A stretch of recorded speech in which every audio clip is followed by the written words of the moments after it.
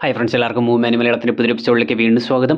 കരിക്കിൻ്റെ ഏറ്റവും പുതിയ video Terminator കണ്ടതിന് ശേഷം എനിക്കതിൽ നിന്നും കണ്ടെത്താൻ സാധിച്ചിട്ടുള്ള കുറച്ച് കാര്യങ്ങളാണ് ഇന്നത്തെ എപ്പിസോഡിലൂടെ ഞാൻ നിങ്ങളുമായി ഷെയർ ചെയ്യാനായി പോകുന്നത്. ടെർമിനേറ്ററിന് എപ്പിസോഡ് വന്നിട്ട് 2 ദിവസം കഴിഞ്ഞിട്ടുണ്ട്. സോ നോട്ട്ബുക്കിലൊക്കെ പറയുന്നത് പോലെ ലേറ്റായി കമ്മിങ് മാനി എന്നൊരു ഇഷ്യൂ ഉള്ളത് കൊണ്ടാണ് ഇങ്ങനെ താമസിച്ച് വീഡിയോ ചെയ്യേണ്ടതായിട്ട് വരുന്നത്. 3 കോടി ആൾക്കാരിൽ ഒരാൾക്ക് മാത്രം വരുന്ന അസുഖം ലേറ്റായി കമ്മിങ് ലേമിയ.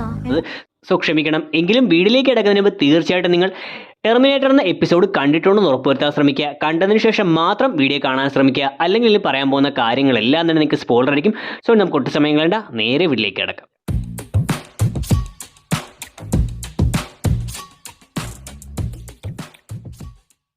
ആദ്യത്തേത് ടെർമിനേറ്റർ എന്ന പേര് തന്നെ. ഈ എപ്പിസോഡിൽ ഏറ്റവും പ്രധാനമായിട്ട് വരുന്നതാണ് ആ നാട്ടിലുള്ള ബിവറേജും അവിടെയുള്ള മദ്യക്കുപ്പികളും. സോ സത്യത്തിൽ ഇത്തരത്തിൽ പേരിലുള്ള ഒരു മദ്യക്കുപ്പി ഉണ്ടോ എന്നറിയില്ല. എന്ത് തന്നെയായാലും എപ്പിസോഡിൽ ഏറ്റവും പ്രധാനമായിട്ട് വന്നിരിക്കുന്ന ആ ഒരു മദ്യത്തിന്റെ പേര് തന്നെയാണ് എപ്പിസോഡിന് കൊടുത്തിരിക്കുന്നത്. 2 ആ മെമ്പറെ തല്ലാനായി അവിടേക്ക് ഗുണ്ടകൾ വരുമ്പോൾ അയാളെ സ്കെച്ചിട്ട് കൊടുക്കുന്ന ആളെ 2 ഗെറ്റപ്പിൽ കാണിക്കുന്നുണ്ട്. ഒരു വട്ടം അയാളെ ആ ഗുണ്ടയായിട്ട് കാണിക്കുന്ന സമയത്ത് കയ്യിൽ ചരടും കഴുത്തിൽ ചെയിനും വിരലിൽ ഇടിവള പോലെ തോന്നിക്കുന്ന ഇടിക്കാൻ ഉപയോഗിക്കുന്ന ഒരു സാധനമെല്ലാം ഇട്ടിരിക്കുന്നതായിട്ട് കാണിക്കുന്നുണ്ട്. എന്നാൽ അയാളെ മാന്യനായിട്ട് കാണിക്കുന്ന സമയത്ത് ഈ കാര്യങ്ങളെല്ലാം ഉപേക്ഷിച്ചിരിക്കുന്നതായിട്ടും എന്തിന് കാതിൽ കിടക്കുന്ന സ്റ്റഡ് പോലും ഉപേക്ഷിച്ചിരിക്കുന്നതായിട്ടും ആ ഒരു കാര്യത്തിൽ നല്ല രീതിയിൽ ഡീറ്റെയിൽ ചെയ്തിട്ടുണ്ട്.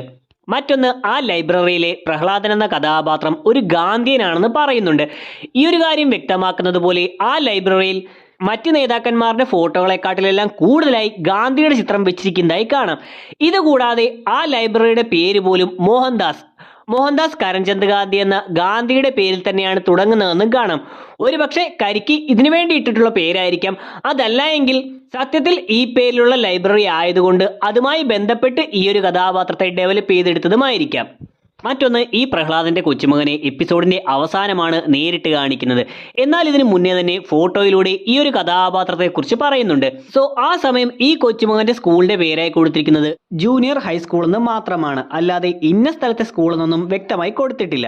ഇതിന് കാരണമായി എനിക്ക് തോന്നിയത് ഈ ഒരു കഥാപാത്രം ഒരു നെഗറ്റീവ് ഷെയ്ഡുള്ള കഥാപാത്രമായിട്ട്, കുറച്ച് സ്വഭാവം മോശമായിട്ടുള്ള ഒരു കുട്ടിയായിട്ടാണ് പറയുന്നത്. ഇതുകൂടാതെ ആ നാട്ടിലെ കോളേജും മോശമാണെന്ന് പറയുന്നുണ്ട്. സോ ഇങ്ങനെ കോമഡിക്ക് വേണ്ടിയാണെങ്കിലും ഒരു കോളേജിനെ സ്കൂളിനെ എല്ലാം മോശമാക്കി കാണിക്കാതിരിക്കാൻ വേണ്ടിയാകാം ഇന്ന സ്കൂൾ എന്ന് വ്യക്തമായി കൊടുക്കാതെ, അല്ലെങ്കിൽ ഒറിജിനൽ ആയിട്ടുള്ള ഒരു സ്കൂളിന്റെ പേരൊന്നും അവിടെ യൂസ് ചെയ്യാതെ just junior higher secondary school എന്ന് മാത്രം കൊടുത്തുകൊണ്ട് അവർ ഒഴിവാക്കിയത്. കൂടാതെ ആ സ്ഥലത്തെ കാര്യങ്ങൾ കാണിക്കുമ്പോൾ പോലും എവിടെയും പേര് വ്യക്തമാകുന്ന രീതിയിൽ കൊണ്ടുവന്നിട്ടില്ല. അതിനും കാരണമായി തോന്നിയത് ആ കോളേജ് മോശമായി പറയുന്നത് കൊണ്ട് തന്നെ ഇന്ന സ്ഥലത്തെ കോളേജ് എന്ന പേരിൽ ആർക്കും തോന്നാതിരിക്കാൻ വേണ്ടിയാണ്, അത്തരത്തിൽ തെറ്റിദ്ധരിക്കാതിരിക്കാൻ വേണ്ടിയായിരിക്കാം സ്ഥലത്തെ കാര്യങ്ങൾ പോലും ഒരിടത്തും ഡീറ്റെയിൽ ആയി കൊടുക്കാതിരുന്നത്. കൂടാതെ എപ്പിസോഡിന്റെ അവസാനം ആ വേസ്റ്റ് ഇടുന്ന സ്ഥലത്തെ CCTV ക്യാമറ കാണിക്കുന്ന സമയത്ത് അവിടെ ഒരു സ്ഥലത്തിന്റെ കോർഡിനേറ്റ്സ് കൊടുത്തിട്ടുണ്ട്.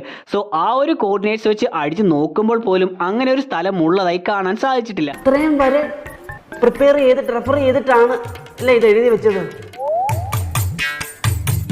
സോ അതും ഈ ഒരു സ്ഥലമോ കോളേജോ ഒന്നും ഒറിജിനലായിട്ടുള്ളതല്ല, വെറും സാങ്കല്പികം മാത്രമാണ് എന്ന രീതിയിൽ വരാനായിരിക്കാം ഇങ്ങനെയുള്ള കാര്യങ്ങളൊന്നും സ്ഥലത്തെപ്പറ്റി സൂചന കൊടുക്കുന്ന യാതൊരു കാര്യവും വരാതെ അത്തരമൊരു സ്ഥലത്തെപ്പറ്റി മോശമായി ആരും കരുതാതിരിക്കാനായി അവർ ശ്രദ്ധിച്ചിരിക്കുന്നത്.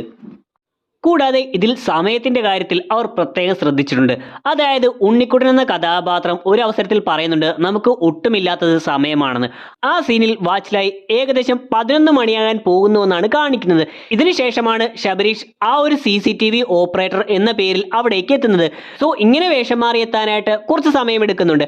അതുകൊണ്ട് തന്നെ ശബരീഷിനെ പിന്നെ കാണിക്കുമ്പോൾ നേരത്തെ 11 മണിയാകാൻ തുടങ്ങിയെടുത്തതെന്നും ഇപ്പോൾ ഏകദേശം 11:30 ആയിട്ടുണ്ട് എന്നാണ് കാണിക്കുന്നത്. സോ ഈ അരമണിക്കൂർ കൊണ്ടാണ് അവർ വേഷം മാറി വന്നതെന്നും കാണിച്ചിട്ടുണ്ട്. ഇതുകൂടാതെ നേരത്തെ പറഞ്ഞ പ്രഹ്ലാദന്റെ കൊച്ചുമകൻ സ്കൂളിൽ പോയിരിക്കുകയാണെന്നാണ് പ്രഹ്ലാദൻ പറയുന്നത്. അന്ന് ശനിയാഴ്ചയാണെന്നും അതുകൊണ്ട് തന്നെ സ്പെഷ്യൽ ക്ലാസ്സിനായിട്ടാണ് പോയിരിക്കുന്നതെന്നും പ്രഹ്ലാദൻ പോലീസുകാരനോട് പറയുന്നുണ്ട്. സോ ശനിയാഴ്ച സ്പെഷ്യൽ ക്ലാസ് ഉണ്ടെങ്കിൽ നമുക്കറിയാവുന്ന കാര്യമാണ്, മിക്കപ്പോഴും ഉച്ചവരെയൊക്കെ ക്ലാസ് കാണുകയുള്ളൂ. അതുകൊണ്ട് തന്നെ എപ്പിസോഡിന്റെ അവസാനം ഈ പ്രഹ്ലാദന്റെ കൊച്ചുമകനെ പിടിച്ചുകൊണ്ടുപോയതിനു ശേഷം ഉണ്ണിക്കുട്ടനും ചേട്ടനും അവിടെ CCTVയിൽ നോക്കുമ്പോൾ അവിടെ 2:15 ആയിട്ടുണ്ടെന്ന് കാണിക്കുന്നുണ്ട്. അതായത് പ്രഹ്ലാദന്റെ കൊച്ചുമകൻ ഉച്ചയ്ക്ക് സ്കൂൾ വിട്ട് വന്നപ്പോഴാണ് കൃത്യമായി അവർ പിടിച്ചുകൊണ്ടുപോയതെന്ന് ആ ടൈം വെച്ച് കൃത്യമായി കാണിച്ചിട്ടുണ്ട്. ഇതുപോലെ തന്നെയുള്ള മറ്റൊന്ന്, ഈ എപ്പിസോഡിന്റെ കഥ നടക്കുന്നത് 2024 ജൂലൈ മാസമാണെന്ന്, കൃത്യമായി ജൂലൈ മാസം 6-ാം തീയതിയാണെന്ന് കലണ്ടറുകളിലൂടെയും CCTVയിലെ ഡേറ്റിലൂടെയും എല്ലാം കൃത്യമായി കാണിച്ചിട്ടുണ്ട്. സോ ജൂലൈ മാസം എന്ന് പറയുന്നത് അടുത്ത വരാനിരിക്കുന്നതേ ഉള്ളൂ. സോ എനിക്ക് തോന്നിയത് കരിക്ക് മുൻപത്തെ പോലെയല്ല, ഇപ്പോൾ ഒരുപാട് വീഡിയോകൾ അടുപ്പിച്ചിട്ട് വരുന്നുണ്ട്, മുൻപത്തെ പോലെ ഗ്യാപ്പ് എടുക്കുന്നില്ല. അതുകൊണ്ട് തന്നെ ഇത് ഒരുപക്ഷെ അടുത്ത മാസം ഇടണമെന്ന് കരുതിക്കൊണ്ട് ഷൂട്ട് ചെയ്ത് എഡിറ്റ് ചെയ്തെല്ലാം വന്നുകൊണ്ടിരുന്ന വീഡിയോ ആയിരിക്കാം. സോ അവർ ഒരുപാട് വീഡിയോകൾ ഈ അടുത്തിടയ്ക്ക് ഇട്ട് വരുന്നത് കൊണ്ട് തന്നെ ഈ ഒരു വീഡിയോയും കുറച്ച് മുന്നേ തന്നെ ഇട്ടുപോയതാകാം. മറ്റൊന്ന്, ശബരീഷ് അങ്ങനെ CCTV ഓപ്പറേറ്ററായി അവിടേക്ക് വരുന്ന സമയത്ത് CCTV എന്ന് ഒരു കറുത്ത ഷീറ്റിൽ എഴുതി വെച്ചിരിക്കുന്നതായി കാണിക്കുന്നുണ്ട്. പെട്ടെന്ന് നോക്കുമ്പോൾ അത് പെയിന്റ് കൊണ്ടോ മറ്റോ എഴുതിയതായിട്ട് തോന്നുന്നുണ്ടെങ്കിലും ശ്രദ്ധിച്ചു നോക്കിയപ്പോൾ എനിക്ക് തോന്നിയത് അത് വെള്ള പേപ്പർ വെട്ടിയെടുത്ത് CCTV എന്ന് ഒട്ടിച്ചു വെച്ചിരിക്കുന്നതായിട്ടാണ്. മിക്കവാറും ഉണ്ണിക്കുട്ടൻ എന്ന കഥാപാത്രം കോളേജിൽ പഠിക്കുന്നതുകൊണ്ട് അയാളുടെ ബുക്കിൽ നിന്നോ മറ്റോ വെട്ടിയെടുത്ത പേപ്പർ ആയിരിക്കാം ഇങ്ങനെ CCTV എന്ന പേരിൽ ഒട്ടിക്കാനായി ഉപയോഗിച്ചിരിക്കുന്നത്. ഈ പ്രഹ്ലാദൻ എന്ന കഥാപാത്രം ഒരു ഗാന്ധിയനാണെന്ന് തുടക്കത്തിൽ തന്നെ പറയുന്നുണ്ട്. എന്നാൽ ഇതുകൂടാതെ എനിക്ക് തോന്നിയൊരു കാര്യം, ഈ ഒരു കഥാപാത്രം വളരെ റെയറായിട്ട് മാത്രമാണ് ഇംഗ്ലീഷ് വാക്കുകൾ ഉപയോഗിക്കുന്നത്. അതും ഒഴിവാക്കാൻ പറ്റാത്ത ഘട്ടങ്ങളിൽ മാത്രമാണ് ഇത്തരത്തിൽ ഇംഗ്ലീഷ് വാക്കുകൾ യൂസ് ചെയ്യുന്നതായിട്ടും കാണിച്ചിരിക്കുന്നത്. സോ ഈ ഒരു കഥാപാത്രം ഗാന്ധിയനായതുകൊണ്ടും ഒരു ലൈബ്രറി നോക്കുന്ന ആളായതുകൊണ്ടും ഒരുപക്ഷെ മലയാള ഭാഷയെ നല്ല രീതിയിൽ പ്രോത്സാഹിപ്പിക്കുന്നത് പോലെയായിരിക്കാം മലയാളം വാക്കുകൾ കൂടുതലായും സംസാരിക്കുന്നതായി കാണിച്ചത്. കൂടാതെ ഈ പ്രഹ്ലാദന് കമ്പ്യൂട്ടർ ഒന്നും വലിയ പിടിയില്ല എന്നും പറയുന്നുണ്ട്. അതുകൊണ്ട് തന്നെ ഈ പ്രഹ്ലാദന്റെ ലൈബ്രറിയിലെ CCTVയുടെ പാസ്വേഡായി കൊടുത്തിരിക്കുന്നത് 123456 എന്ന് തുടങ്ങുന്ന ഒരു നമ്പറാണ്. വളരെ സിമ്പിൾ ആയിട്ടുള്ള ഒരു നമ്പർ. സോ പ്രഹ്ലാദന് ഇത്തരത്തിലുള്ള കാര്യങ്ങളൊന്നും അറിയാത്തത് കൊണ്ട് തന്നെ CCTV ഓപ്പറേറ്റർ അന്ന് സെറ്റ് ചെയ്യുന്ന സമയത്ത് പ്രഹ്ലാദന് ഒരുപക്ഷെ പെട്ടെന്ന് ഓർത്തിരിക്കാൻ എന്നതുപോലെ സിമ്പിളായിട്ടുള്ള നമ്പർ കൊടുത്തതായിരിക്കാം. ഇതുകൂടാതെ പ്രഹ്ലാദന്റെ ഐഡിയ ആയിട്ട് കൊടുത്തിരിക്കുന്നത് പ്രഹ്ലാദൻ 1956 എന്നാണ്. ഈ 1956 എന്നത് പ്രഹ്ലാദന്റെ ജനന വർഷമാകാനും സാധ്യതയുണ്ട്. പിന്നെ എനിക്ക് ഒരുപാട് ഇഷ്ടപ്പെട്ടു തോന്നിയ മറ്റൊരു ഡീറ്റെയിലിംഗ്, ഈ മെമ്പർക്ക് തല്ല് കിട്ടുന്ന കാര്യം, തല്ല് കിട്ടുന്നതെല്ലാം എടുത്തു തന്നെ കാണിക്കുന്നത് അവസാനം CCTVയിലൂടെയാണ്. എന്നാൽ ഇതിനു മുന്നേ തന്നെ തുടക്കത്തിൽ മെമ്പർക്ക് തല്ല് കിട്ടിയെന്നും തല്ല് കിട്ടിയതിന്റെ കൂട്ടത്തിൽ മെമ്പറുടെ കയ്യിൽ നിന്ന് ഒരു കുപ്പി തറയിപ്പോയെന്നും അത് നാട്ടുകാരിൽ ഒരാൾ എടുത്തെന്നുമെല്ലാം കാണിക്കുന്നുണ്ട്. അതാണ് പ്രശ്നം. സോ ഈ ഒരു കുപ്പിയുടെ കാര്യമൊന്നും അവിടെ അങ്ങ് വെറുതെ പറഞ്ഞു പോവുകയല്ല, പകരം ആ കാര്യം ഡീറ്റെയിൽ ചെയ്യുന്ന വിധത്തിൽ പിന്നീട് അവസാനം CCTVയുടെ കാര്യങ്ങൾ കാണിക്കുമ്പോൾ കൃത്യമായി അവിടെ ഒരു കുപ്പി തറയിൽ വീണ് കിടക്കുന്നതായും മെമ്പറെ തല്ലിയതിനു ശേഷം അവരെല്ലാം പോകുമ്പോഴും ആ കുപ്പി അവിടെ കിടക്കുന്നതായും കൃത്യമായി കാണിച്ചിട്ടുണ്ടായിരുന്നു. പിന്നെ കാണാൻ കഴിഞ്ഞൊരു ചെറിയൊരു മിസ്റ്റേക്കാണ്, അതായത് അവസാനം ഉണ്ണി മാത്യൂസ് അവരിൽ നിന്ന് രക്ഷപ്പെട്ട് ഓടുന്നതായി കാണിക്കുന്ന സമയത്ത് ആ പുറകിൽ നിന്നുള്ള ഷോട്ട് കാണിക്കുമ്പോൾ ക്യാമറ ഫിറ്റ് ചെയ്തിരിക്കുന്ന വയറിൻ്റെ ഭാഗത്തുള്ള ആ ജോയിൻറ്റുകൾ നമുക്ക് കാണാൻ സാധിക്കുന്നുണ്ട്.